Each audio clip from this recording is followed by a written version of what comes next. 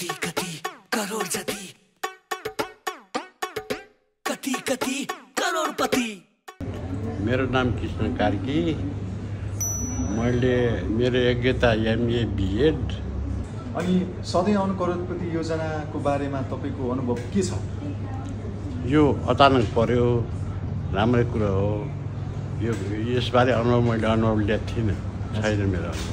हजुरलाई यो सधैँ आउनु करोडपतिको बारेमा थाहा त थियो हजुरलाई? थाहा थियो।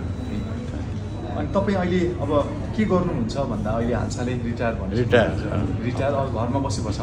घरि गरेर बस्छ, किताब पढ्ने, एउटा कविताहरू छपाएको छ, लेख्ने, अरू कविता तयारीमा छ।